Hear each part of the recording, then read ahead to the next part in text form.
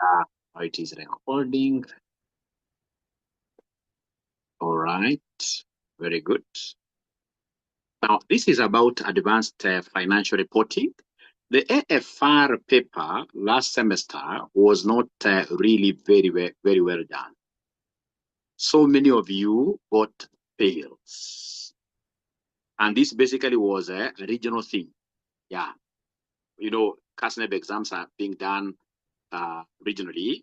Here, of course, it's globally, but majorly we have exams being administered in Kenya here, Republic of Southern Sudan, Rwanda, Burundi, etc. So all those people sat, I can assure you, AFR was among those papers that were worst performed. All right? And we don't want the same to occur come next semester. Not next semester, but this semester. The next sitting of these CASNEB exams, we want things to change. Why do we want things to change? Ladies and gentlemen, a new syllabus is coming. A new syllabus is coming. Coming from when? 2027. We don't want this new syllabus to knock on the doors when we are still doing these 5 papers of the advanced level. Even if it knocks on the door, the new syllabus, I would rather it comes in when you are doing the exit paper, which is BDA, so that when they give us that transitionary period, you guys will be able to really finish your exams under the old syllabus. New syllabus, I'm so sure most of you here, some of you, not most of you, but some of you here may have been caught up by a new syllabus sometimes back.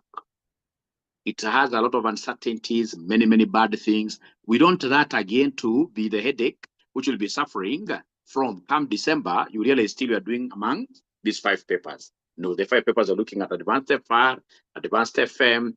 We have leadership and management, advanced MA, and then the specialization paper, perhaps advanced taxation, right?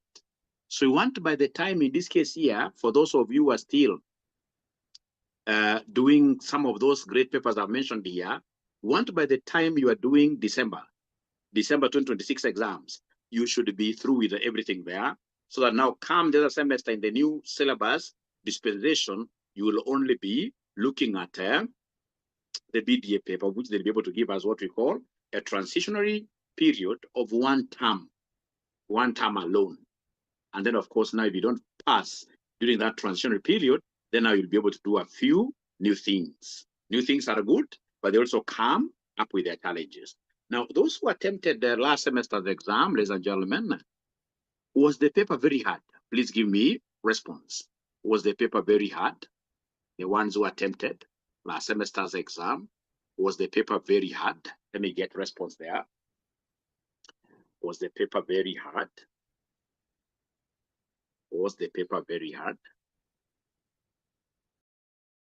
We start with this paper, which was, are you able to see my paper? Give me feedback. Are you able to see the paper that I've shared? Are you able to see the paper that I've shared on the screen? Give me feedback, please.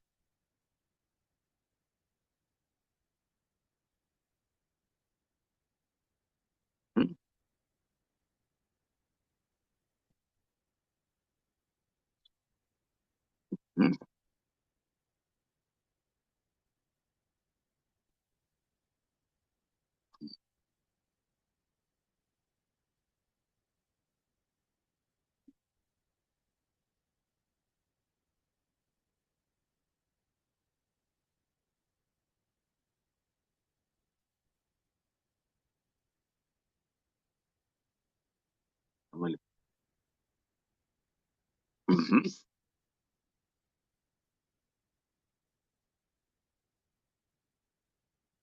Let me see whether they say yes. Great. So now we can go back. Now we can go back to that paper. Is needed. So we start with the first question. The first question here, which they wanted us really to get all the marks, which the examiner in this case here used to, invite you into the passing section. And unfortunately, most of you are not able to see. We start with the first one. The first one here, they want us to explain. They want us to explain 4 benefits. Explain 4 benefits of rules-based accounting standards. Why should we be able to adopt rules-based IFRS? Why should we be able to adopt IFRS? Why should we have companies in the UK, companies in America, companies in Kenya, companies in the East African region adopting this IFRS? Ladies and gentlemen, when we adopt IFRS, all of us, then number one, we shall have our performances across these companies, across these countries, in this case here, being compared. So comparability, you can see here, comparability. You can see here, improved what here? Comparability. Because the standards prescribe precise accounting treatments, entities with similar transactions are likely to account for them in the same way. So if it's a school using this IFRS, that is RCM College versus Strathmore, we should be able to present our financial statements in the same way because we are using a rules-based system. This enhances comparability of financial statements across different entities and industries. Now, ladies and gentlemen, remember, especially auditors, even accountants, there is a lot of judgments in whatever we do. If, for example, we want to show a higher depreciation amount, and then we know that if we use straight line method, the depreciation will be 10 million. If we use reducing balance, perhaps the depreciation for this year will be 12 million. If our aim is to show a bigger depreciation amount, then I will be able to choose to go for this method that will be able to give us this bigger depreciation. But when we have standards, rules-based accounting model, then we have guidance. We have guidance. So all of us will tend to do almost what here, the very very similar thing. So it reduces, of course, you can't completely remove that personal judgment, professional judgment, but it reduces reliance on professional judgment. Preparers and auditors can follow explicit rules rather than relying heavily on personal judgment. This reduces subjectivity and the risk of inconsistent accounting what year treatments. It will lead to greater certainty and consistency. Detailed IFRS rules provide clear answers to most accounting issues, making it easier for preparers, auditors, and regulators to reach consistent conclusions. Yeah, because if we don't have rules, it means that everybody does their thing their own way. A lot of subjectivity will be there. But the moment we have rules that we are following, ladies and gentlemen, then automatically we shall be able to reach consistent conclusions there. The same thing, reduced risk of litigation and regulatory disputes. Remember, ladies and gentlemen, and professional. If you remember the ethical standards, one of the standards is what we call in this case here professional competence and the due care, where we are required to be competent. Why are we required to be competent? Because one of the fine days you can find yourself in court. You had advised RCM College to pay 100 million in form of taxes, went ahead and paid 100 million, and then later on we realized, hey, we should have paid only 5 million. So when we take you to court, ladies and gentlemen, you will be able to defend yourself very easily. I followed these rules to reach this particular to reach this particular tax figure. Even before we take you to court, you can simply come to our offices, tell us, hey, even if you take me to court, that will be an effort in futility. Why? Because I followed this rule. So when we are using standards, there is a benefit of what here? Reduced risk of litigation and regulatory disputes. Where accounting guidance is unambiguous, management is less exposed to legal disputes or regulatory sanctions arising from differing interpretations. Easier enforcement by regulators, because regulators, they also have a framework now to follow. When they come to look at, ladies and gentlemen, what you have been able to do, we know exactly, in this case here, that, you should have followed this and this and this, like that. So easier enforcement by regulators like that. So I hope that is quite nice, ladies and gentlemen. And now we can easily go to the next here. We can easily go to the next stuff. But I would want to get, in this case here, first of all, your feedback on this. Have you been able to grasp something so that if they bring something of this nature, will we be able to get, maybe I could be seeing the feedback from here, if we could log in here.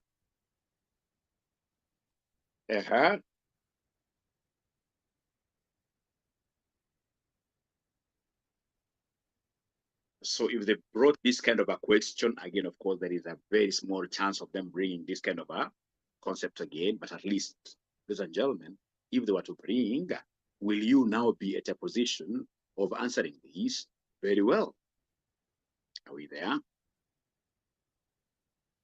Thank you.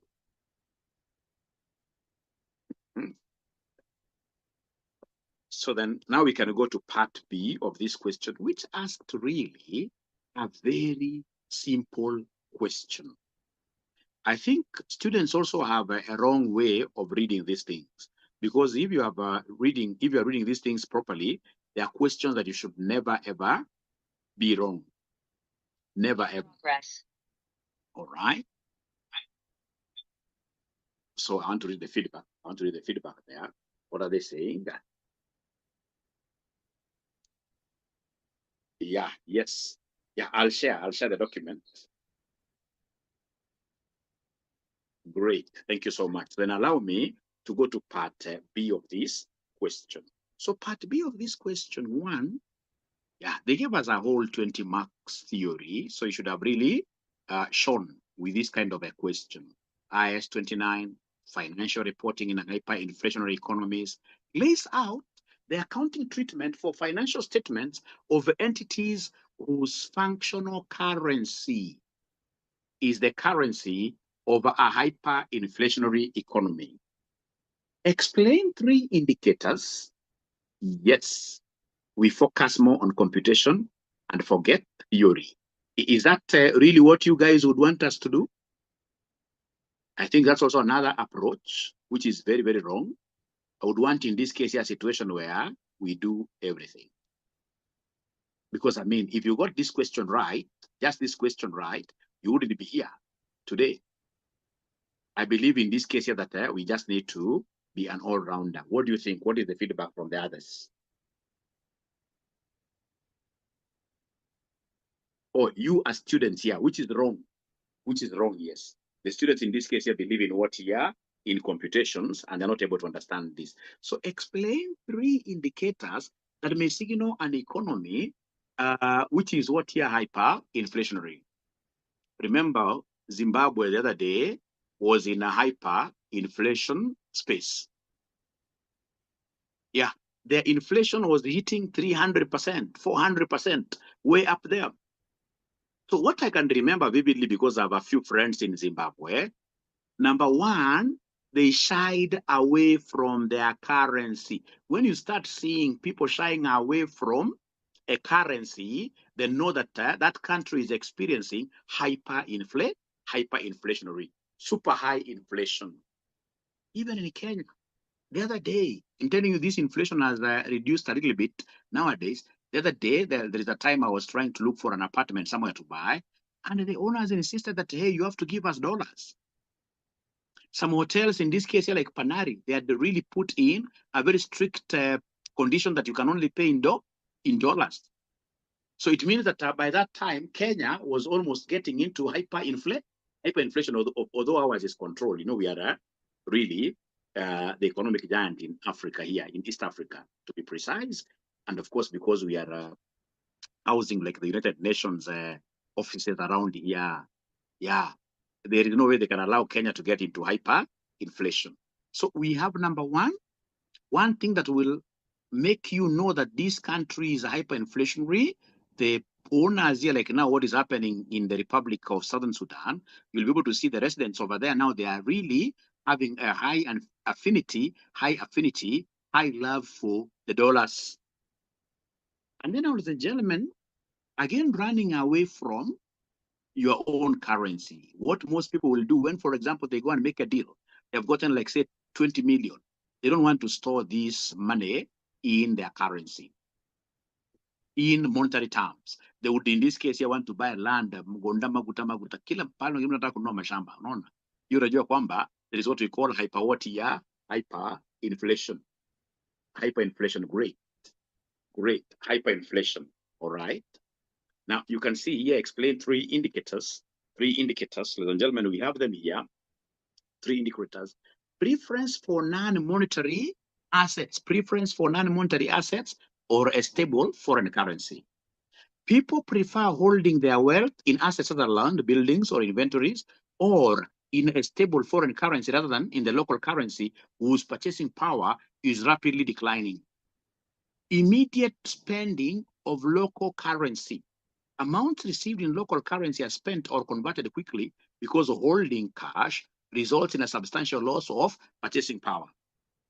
Prices quoted in a stable foreign currency. Yeah, you go to a hotel, which is really strategically located here in Kenya, but you can see their menu is in dollars.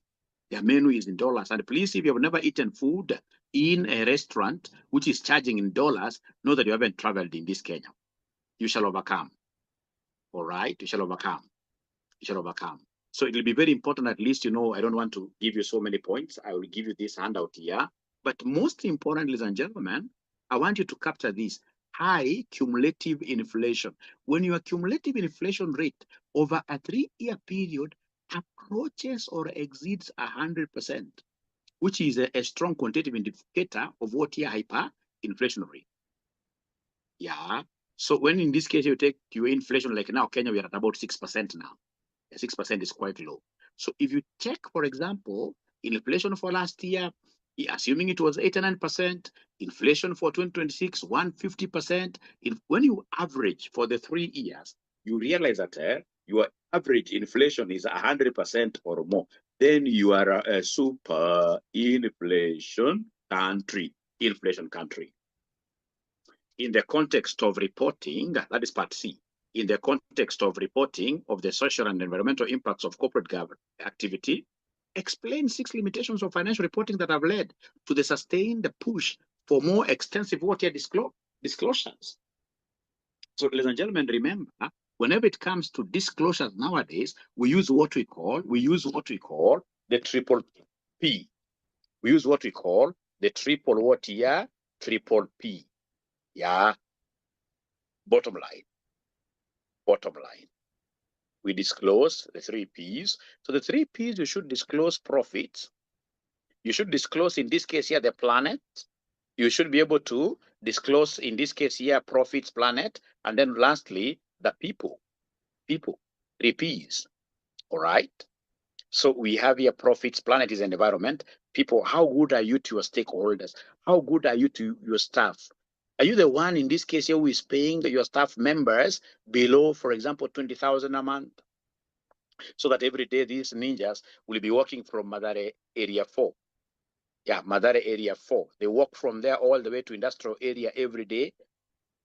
And yet the directors are pushing heavy machines on the road. Are you the one in this case here who is receiving happily goods from suppliers, but when it comes to paying them, you come in with so many excuses. Then you're not good to people. All right. Now, this question, ladies and gentlemen, was not talking about this and this planet and people. It was asking about what year. This question was asking about, look at this question, in the context of reporting of the social and environmental impacts of corporate activity, explain 6 limitations of financial reporting.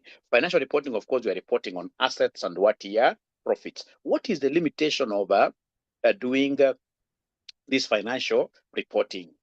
I mean, there you should have said so many things, ladies and gentlemen. This is a question, even without being taught by anybody, I would have gotten all the answers. Because when I do profits reporting, financial reports alone, I'm going for the greedy model. Greedy model, you are only taking care of one stakeholder. Who is this one stakeholder? This one stakeholder, ladies and gentlemen, is the shareholder, because the shareholder is the one who wants what are huge profits.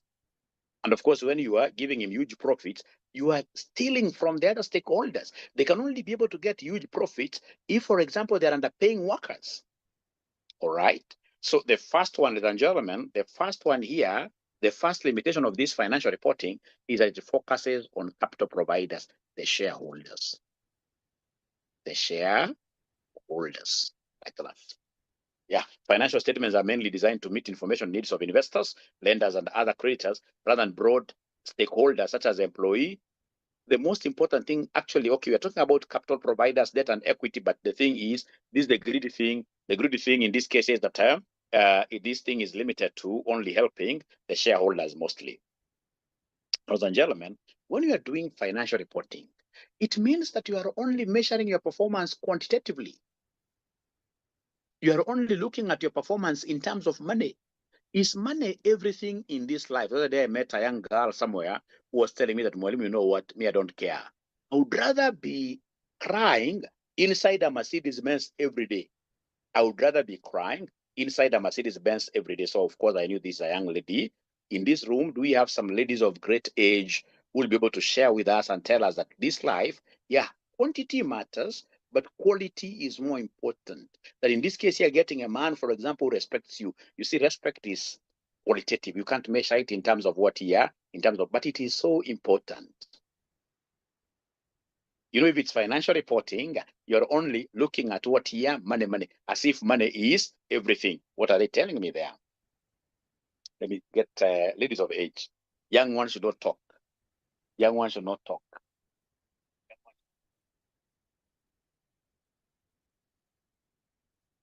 They're not giving me feedback. So, ladies and gentlemen, in this particular case, it will be very important for us to know that when you are measuring performance using financial reports, yeah, it will be very, very difficult for you to capture, very difficult for you to measure social and environmental impacts simply because what here, they are qualitative. They are qualitative. Yeah, you have to do quite a lot for you to be able to get numbers on them. Yeah, narrower view of accountability is another limitation. Traditional accounting assumes management is only accountable mainly to shareholders, overlooking accountability to society and future generations. Emphasis on financial bottom line. Financial reports focus on profitability and financial position and does not capture non-financial dimensions of performance. Very, very important. Externalities are ignored. Costs imposed on society, such as pollution and resource depletion, are often excluded unless the entity has a legal obligation to bear them. Ladies and gentlemen, please listen. When we talk of longevity, if we would want RCM to be there in the long term, thinking strategically means that we think when we are inside the box and outside the box. So inside the box, we are looking at what here, the profits. Outside the box, now we are looking at external factors that will be able to enable, that will be able to make us see that long term. So externally, we are looking at the environment, we are looking at how good are we to our customers, etc., etc. So when you are measuring your performance using, ladies and gentlemen, just the monetary aspect, you'll be able to miss on this. You'll be able to miss on this. Yeah, externalities are ignored. Yeah, the impact to the society, the impact to future generations, the impact on our customers when we are mistreating them, etc. Then, of course, we have the concept of historical cost orientation. Remember, financial reports. This is our profit and loss account for the year ended. Historical. But when we talk about environmental, social, and whatever, we're looking at the future. If you underpay these workers today, then automatically, ladies and gentlemen, you will have an issue. So I think I've given you more than enough. And again, I will be able to give you, in this case here, this handout for you to read the other points like that. So let me get feedback. Are you able to follow what I'm talking about, ladies and gentlemen? Let me get feedback. Are you able to follow what I'm talking about, my good students? Yeah, great. And how many are they, by the way? Are you able to check that for me? You know, I'm a man who is moved by numbers. 5-2. Good.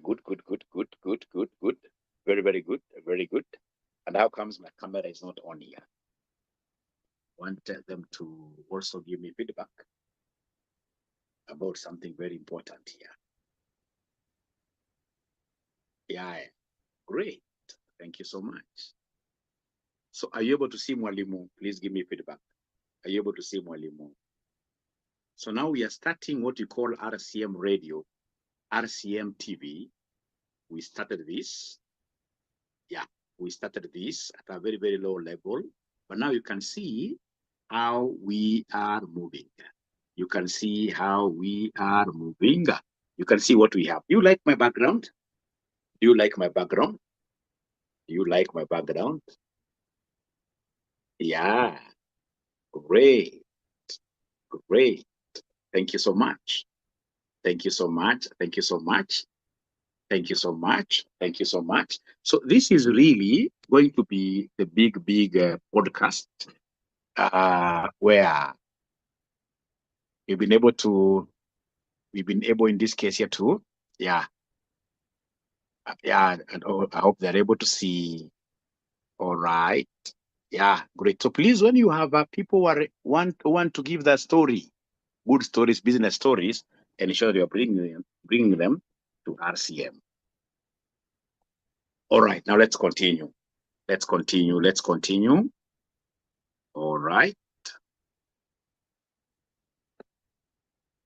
I hope they're still able to see or I have to share, right? I hope they're still able to, you're able to see it. Check. Great. Now we are okay. Now we are back now. Now, ladies and gentlemen, they also asked us something very simple regarding IPSAS 20 related party disclosures. Yeah, here with reference to IPSAS 20 related party disclosures. Describe 4 entities that are deemed to be related related parties. Yeah, under International Public Sector Accounting number 20. The same case with the IFRS. Same case. You can only be a related party to us if you are our parent company. If it is the national government here, Treasury, for example, has various parastatals. So then the parent company, the investing company, the investing entity automatically becomes a parent. Or rather becomes what your related party. You can also be our related party if you are our son or our daughter. So when we look at, ladies and gentlemen, the kind of, for example, what we have parent subsidiary. Yeah, then automatically a parent is a related party, a subsidiary is a related party, an associate is a related party, a joint venture is a related party. Then we have in this case here, pension schemes. If we have any pension schemes, they become related parties. Key management personnel, like the president, automatically will become a related party because he can come and influence what we're doing here. So related parties, ladies and gentlemen, IPSAS 20, we have here parent entities and their subsidiaries. You can call them parastatals if you're looking at the government, but it's also good to just mention like that. Yeah, associates and joint ventures, key management personnel and their close family members, entities controlled or significantly influenced by key management personnel, organizations in which they keep, like now these you can't remember very easily, although it's quite easy. Yeah, look at number 6, post-employment benefit plans. These are our related parties and we must take care of them. Benefit plans established for the employees of the reporting entity or rated entities may also be considered related parties where relevant. So the ones that I will never ever forget, my good students, the ones that I will never ever forget, my good students, are parent company. You separate them. Subsidiaries, associates, joint ventures, yeah, post-employment benefit plans, and the key management personnel, the directors, basically. Those ones I will never ever forget them. Now, ladies and gentlemen, with your permission, I will be able to go to the next question, which was really actually the easiest. I don't know why students were not getting it right. There could have been a problem, but I don't know why students were not getting this right. I don't know.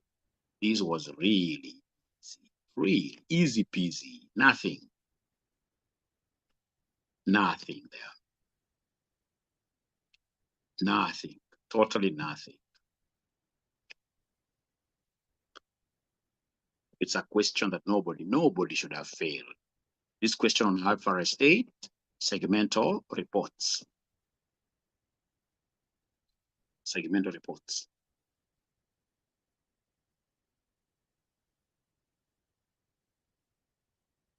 There was one on IFRS 2 share-based, very easy as well. This question was really, this was question number 4. 𝘃𝐻𝑒𝐻 Limited. 𝘃𝐻𝑒𝐻 Limited has identified 7 divisions as operating segments. The following information is available in relation to the revenue, profit and loss and the assets of these segments and other businesses for the year ended 31st December 2025. So you can see operating segments. There are 7. So we have 1, 2, 3, 4, 5, 6, 7. This one is not one of them. Other businesses, not one of them. Not one of them. All right. So many students were taking this as a segment as well. Other businesses, no. They spoke of 7 divisions, which are operating segments. So this examiner wanted to trick you up. Great. Thank you very much. 7 of them. The management of 𝘃𝐻𝑒𝐻 Limited has determined that the operating segments do not have similar economic characteristics and share a majority of the aggregation criteria of IFRS 8. Both the motor spares and the plumbing materials segments did not meet the quantitative threshold in the previous year. Required, determine with suitable computations which of the segments should be deemed as reportable segments of the 𝘃𝐻𝑒𝐻 Limited for that year, accordance with the requirements of IFRS 8. This was really easy. So I don't know why students were not able to get this, but this one was the easiest question. If I was a candidate in that particular sitting, this is really what I would have started with. Yeah, I'll be able to give you the paper. First of all, I want to register as my student. We are also running business here, and we want you to be our students first for us to give you this kind of great content. Otherwise, we'll be running a loss-making college, which will be very, very bad. I'll be inviting all of you, ladies and gentlemen, to join our AFRA classes. And this time around, I would want to start a great project here known as AFRA Special Revision. AFRA Special Revision, ostensibly for students who did their exams last semester and disagreed with the examiner. Does that sound like a good idea? Does that sound like a good idea? Does that sound like a good idea?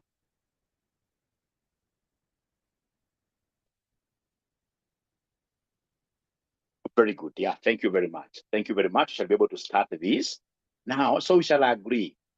First of all, once you pay our retake fees, which is 4,800, that's our retake fees now, 4,800, 4,800. All right, that's our retake fees, 4,800. So once you pay our retake fees of 4,800, yeah, once we have that 4,800 retake fees, yeah, then first you will join 𝘁𝐶PA Wabombas classes. You join 𝘁𝐶PA Wabombas classes, normal classes. And then we come, mine will be a 3-hour session, 3-hour session. Mine will be a 3-hour session, 3-hour session on Saturday. Yeah, at a time of your choice. On Saturday at a time of your choice, where I will be coming to hammer 𝘃𝐻𝑒𝐻 questions. 𝘃𝐻𝐻e𝐻 questions. And of course, ladies and gentlemen, you know, if I've taught you before in any paper, hiyo revision yangu inakuwa ya maana sana.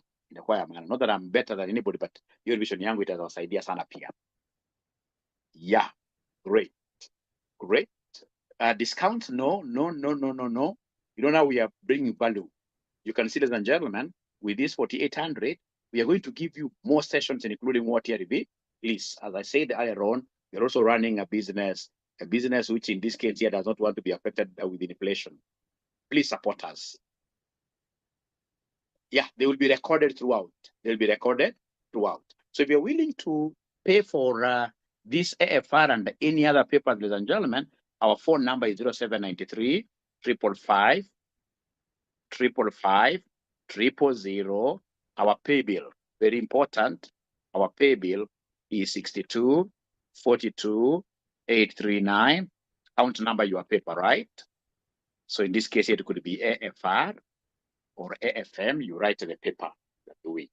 So if you can get a good quorum for this, I will be happy to start this Saturday.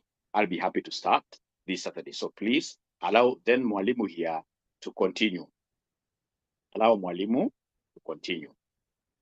Allow Mwalimu to continue. So I know you have that paper, ladies and gentlemen. I know you have that paper with you. So I don't have to keep on showing you my paper. I just want to write down the answers.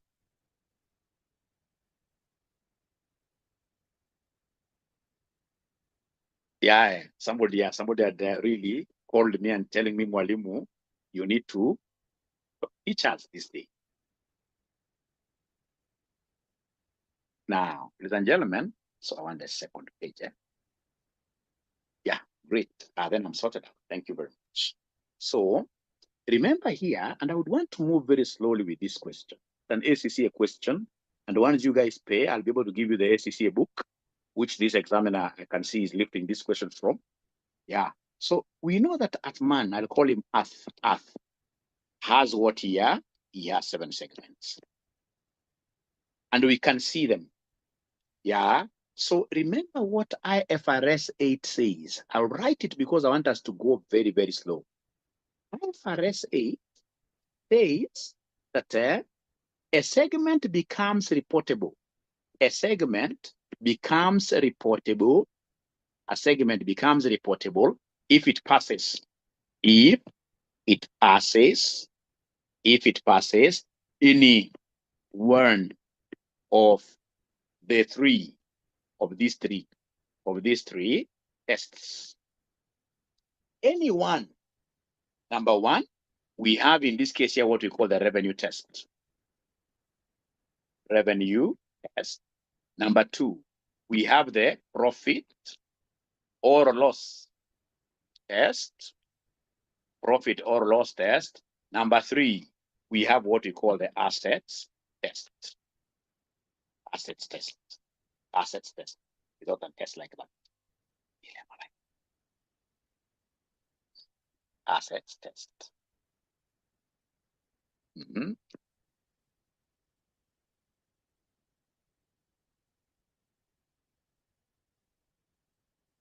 All right.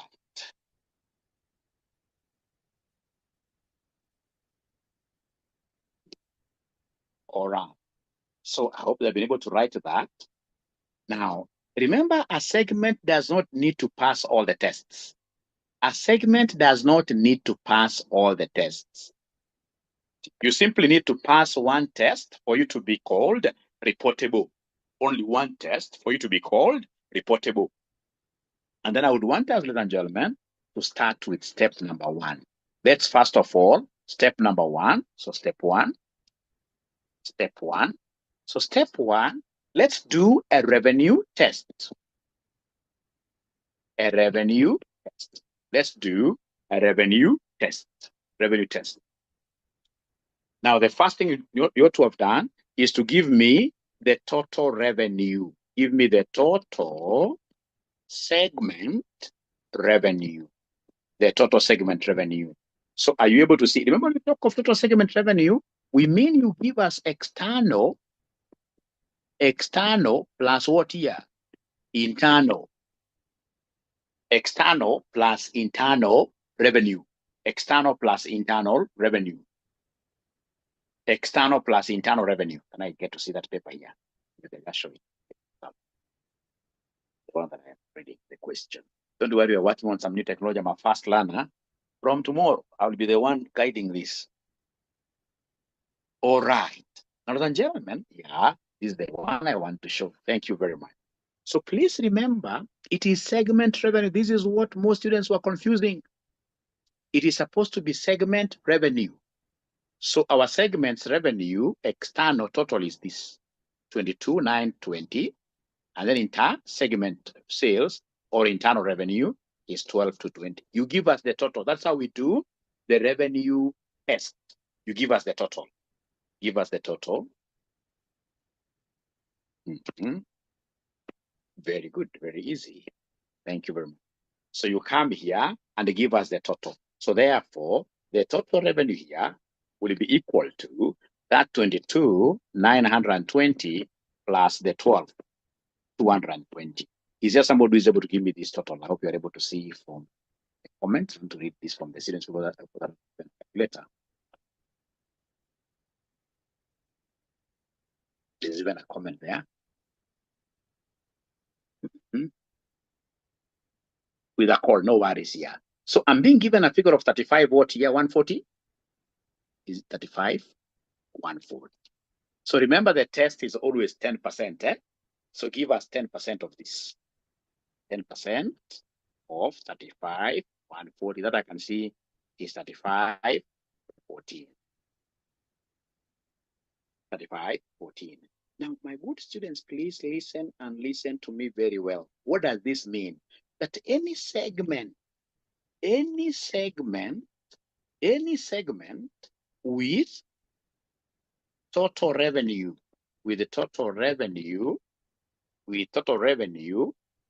of 3514 or more passes the revenue test. Passes the revenue test. Weka tick. If you are able to follow what Mwalimu is saying, weka tick. Sema Y for yes. So remember that is the minimum total revenue for you to be able to qualify for being called a reportable segment. Omeka tick kweli anasema Y for yes, ndio naweza kuendelea. Sorry for that. Yeah, thank you so much. So then I can scroll here. This is the best technology I think now we have. Yeah. So then we start in this case here, revenue test for each segment. So you write there, revenue test for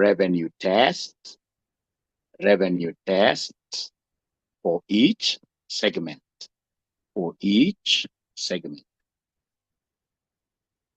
Revenue test for each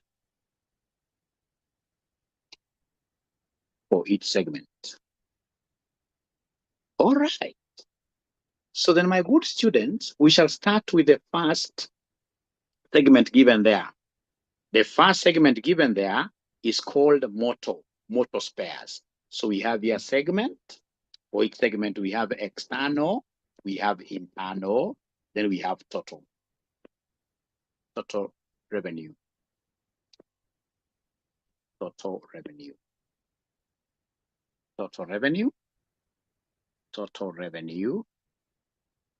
And then here we have pass the question. Yeah, great. Good work. So the first segment is known as motor spares. I can see it as what external sales of 3,500. I can see internal 6,200.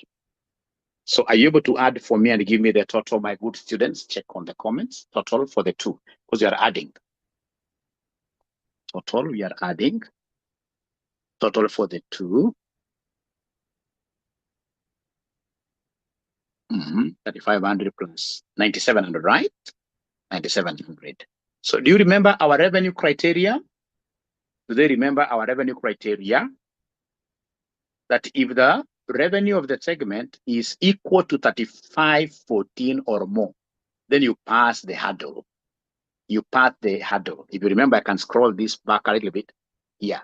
If the revenue, any segment with the total revenue of 3,514 or more passes the revenue test.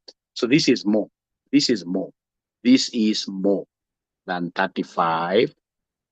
So does it pass? You simply write yes. Yes. We've been dying standing in the class. Now, great.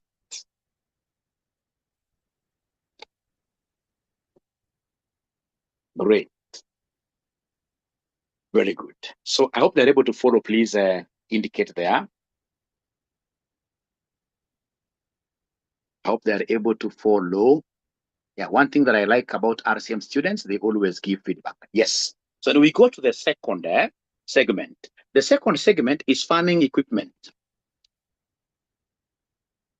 So the farming equipment, we have external sales of 29.90. Internal is 0, so total is 29.90. So can someone tell me whether this passes the test? Farming equipment, does it pass the test? If you're able to follow farming equipment, does it pass the test? No, because it has less than 3514, isn't it? So simply right there, no. Like that.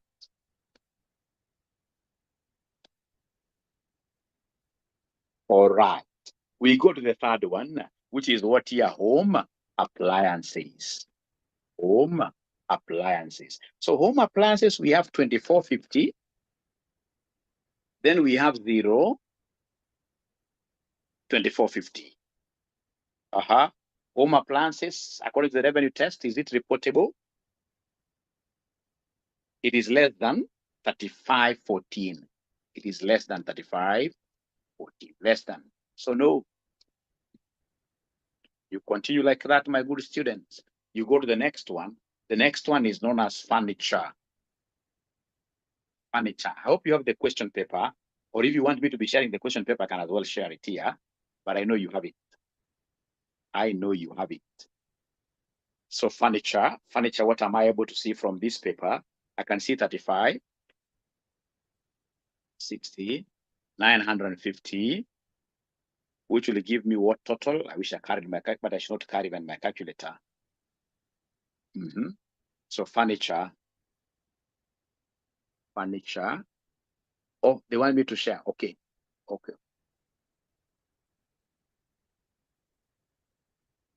Furniture, 4510. I'm told 4510. So should it be reportable or not reportable? Us? Yes or no? Yes.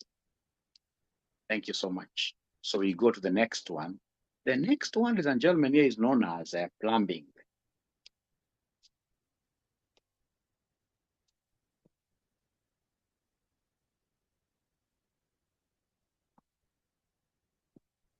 So the next one is known as plumbing. So plumbing, what do we have there? 1600, 1100. Giving me how much here, sample total revenue?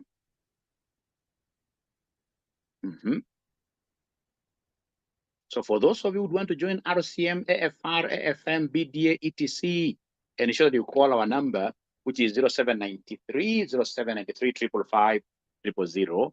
So this one is below that 3514. So no.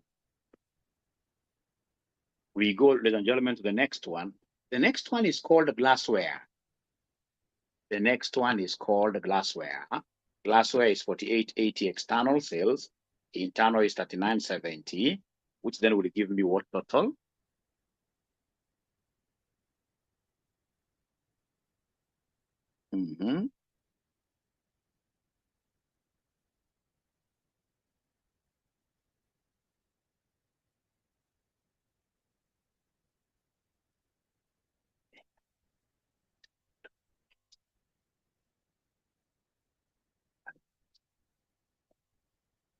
Are they able to give me an answer there? I want to see a total. This one has taken them some time to get.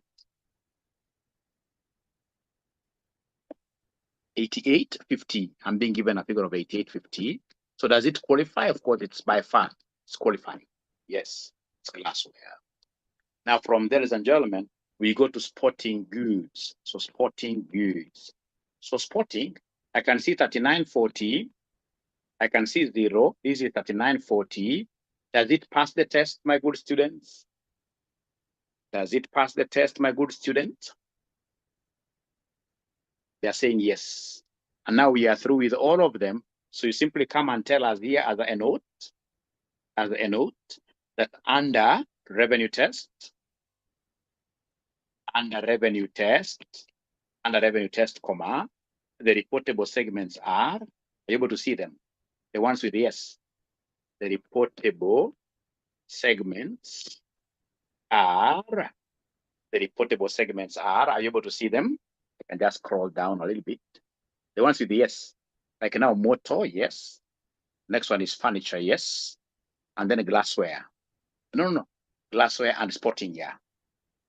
So they are, you write there, motor, comma, furniture,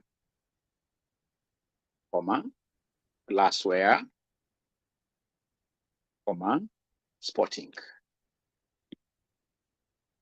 Thank you very much. So up to there, ladies and gentlemen, have you really been able to follow up to there? Up to here, have you been able to follow? Mm-hmm.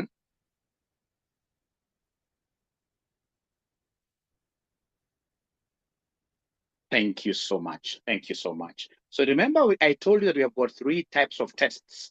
Are you able to remember them? Under IFRS 8, we have 3 types of tests to be able to ascertain reportable segments.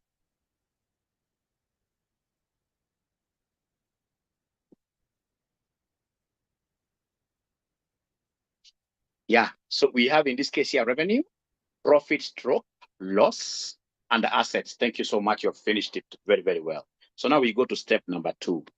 So step number 2 is normally very tricky. When I used to teach ACCA SBR, which is an equivalent of AFR, I normally got students getting a problem here with a profit or loss test. Profit or loss test.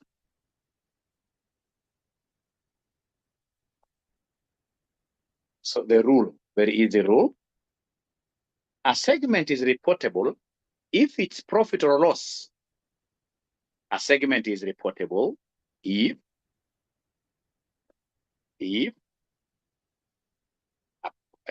it's profit,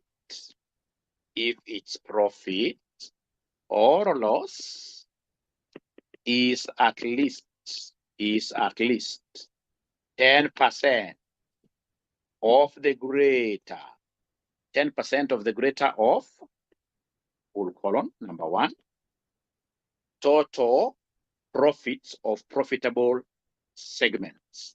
Total profit of profitable segments, like that. Or number 2, total losses of loss-making. Total losses of loss-making segments. Those are very, very important. And then we start with profitable segments. But first of all, right up to there. So then you'll be able to come here and identify the profitable segments alone. You start by identifying profitable segments alone. You start by identifying profitable segments alone. So please share that paper back here.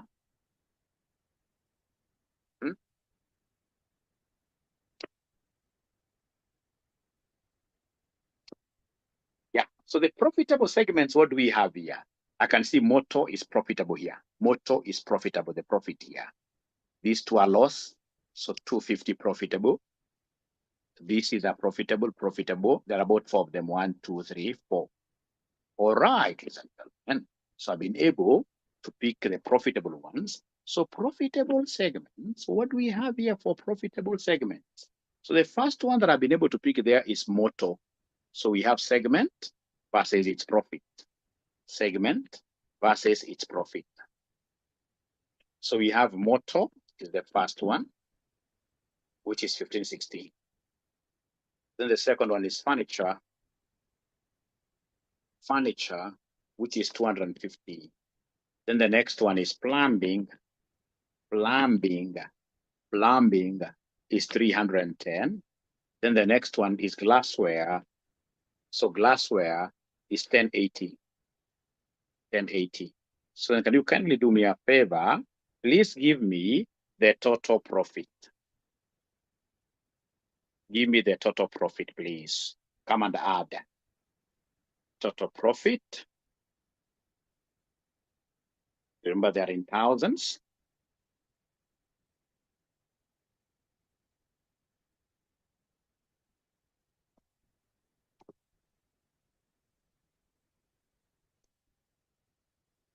Clinton, I want a figure here. Check. They must have responded. Total profit.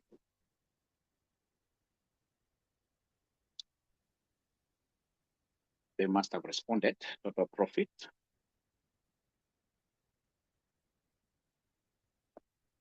$3,200. Thank you so much. Leave it. Go to loss-making segments.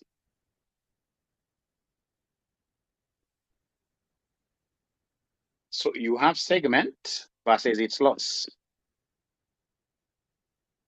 So I hope you are able to remember those segments. So we have farming is loss-making. It made a loss of 390. Don't put a negative, eh? So you've mentioned the word loss, eh? Then we have home appliances is also loss-making, 110. Then we have sporting is loss-making, 130. Give me the total loss.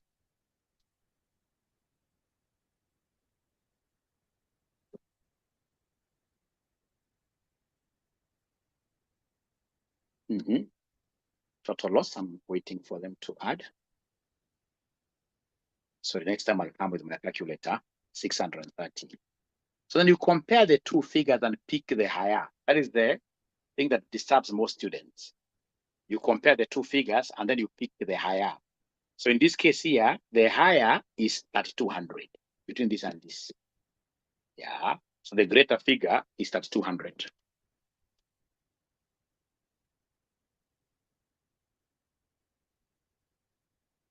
At 200. So then once you get the greater figure, now you apply the 10% rule, which is normally applicable throughout. So 10% rule. So 10% of the higher, 10% of the higher, 10% of the higher. So 10% of the higher, this will be 320. 320.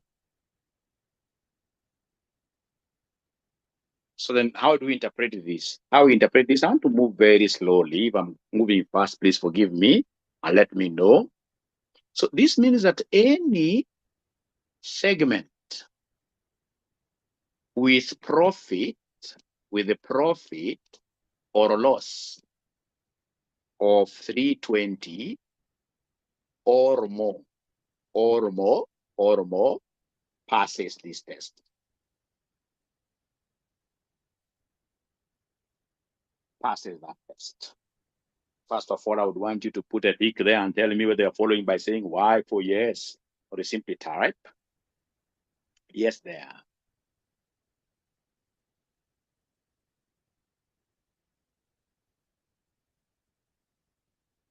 Yes, thank you very much. Thank you very much. Now you come and do the last table. So the last table, I'm so sure you must have been taught this very well in class, only that you forgot how to do it. So now come and give us a list of everything. So we have there profit, stroke loss, test, yeah, for each segment. For each segment. So now you list all the segments. So segment, profit, stroke loss, and the test as question mark. So we start with the first segment, motor. Motor, it has a profit of 1560. Then farming. Farming has a loss of 390, but now remember, you don't put into brackets. Don't put this into brackets. You ignore. Normally, we talk of the magnitude, not the direction, not the vector. So you write 390 like that. All right. Then we have, ladies and gentlemen, the next one is home. Home has a loss of 110. Then we have a furniture. We have furniture. So furniture, I can see 250 there. Then, ladies and gentlemen, we have plumbing. So plumbing, I can see 310. Then we have glassware. So glassware, I can see 1080. Then we have sporting, the last one, seventh one, sporting. I can see 130. It's a loss, but you don't indicate it. So remember, our golden rule is 320. I hope you are able to remember this golden rule of 320. Yeah, you simply apply 320, whether it's a loss or you apply the 320. And the most important thing for you to remember is that for this, when you're testing, we don't look at the direction. Yeah, 320. So like now, this is 320, more than 320, greater. So you simply say yes. All right, this is more than 320. Remember, it's more or equal to, more or equal to. So you come and say yes, less, no, no, no, yes, no, no, lastly. Great, ladies and gentlemen. Great. Great. And then, ladies and gentlemen, it will be very important that you get to repeat this concept on your own. On your own. On your own. On your own. On your own. And then come and make a comment here. So, note, under E/L test. Test. The reportable segments. The reportable segments are. You can see the yes. There are three only. So we have here the motto, comma. We have here farming, comma. The last one, ladies and gentlemen, is this one here, glassware. So please, my friend Clinton, confirm whether these guys are nodding to the fact that they're able to understand whether we are together up to here. It's very clear on the board. It's very clear on the board. Great. Thank you so much. Thank you so much. Thank you so much. And then again, remember, you can take screenshots. You can always take screenshots of the work that you're doing. Always, you can take screenshots. You can take screenshots. Now we go to the last one. Somebody had already given me this, step 3. So step number 3, ladies and gentlemen, what are we doing there? It is the assets test. Assets test. Remember, it's 10% across. So the rule first, segment is reportable. A segment is reportable if its assets are at least, 10% of total assets. 10% of total assets of all operating. What year? Segments. Of all operating segments. Remember, how many segments do we have from the question? We're given total of 7 segments. Total of 7 segments. So these 7 segments, ladies and gentlemen, they are here. So you can see their total, assets. You can see their assets. You can see these assets. Are you able to see the screen? Assets. No? Yeah. So you can see these assets for the 7. This examiner was able to knock out some students in this case here because they brought up this other businesses thing. And yet they told us here they have 7 operating segments. 1, 2, 3, 4, 5, 6, 7, like that. So you can see the total assets here for the entire business in terms of operations are the 32,760. 32,760. So first of all, give us 32,760 there. Yeah, so total assets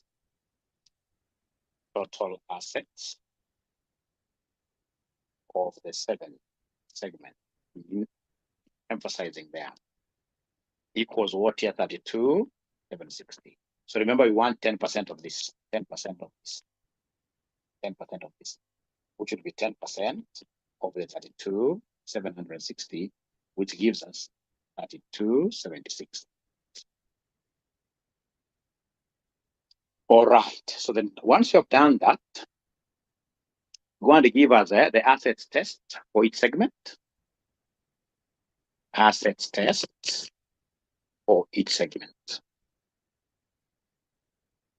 So we have here segment, assets, and the pass.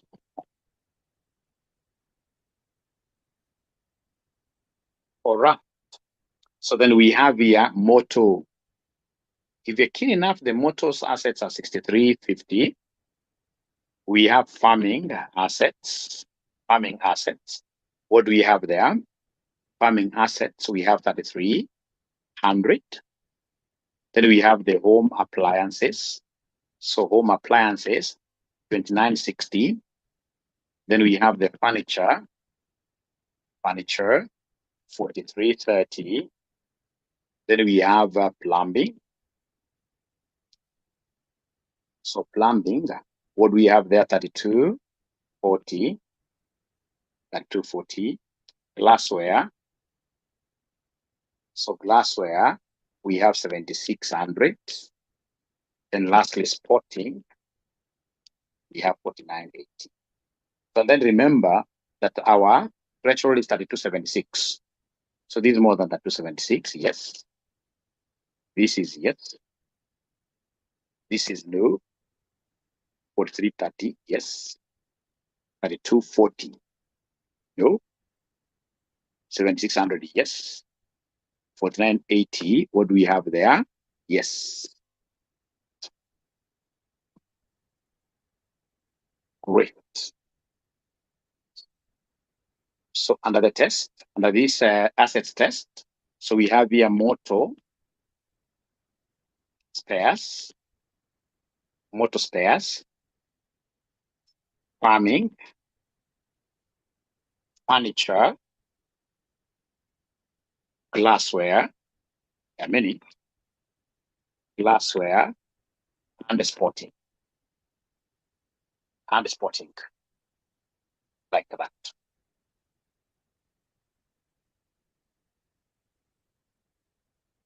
So once you reach there, ladies and gentlemen, in accordance to the question that was asked, if you look at this question, the way it was asked, determine with suitable computations which of the segments should be deemed as reputable segments of Atumani Limited for the year ended 31st December 2025, in accordance with the requirements of what year?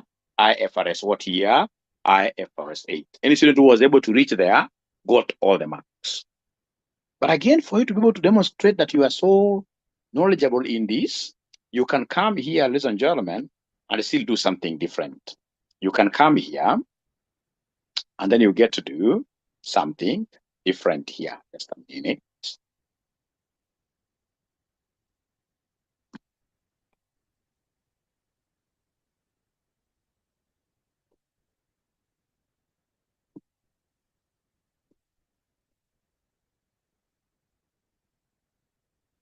I want to add this. So what you should have done, ladies and gentlemen, you can still come and do something here. Just allow me to use this very table. This very table, I can use this very table. I can use this very table. But first of all, up to where we have reached, ladies and gentlemen, do you think in this case here you did the question correctly yourself? Do you think you did the question correctly yourself? Clinton, Mekoma, do you think you did the question correctly yourself?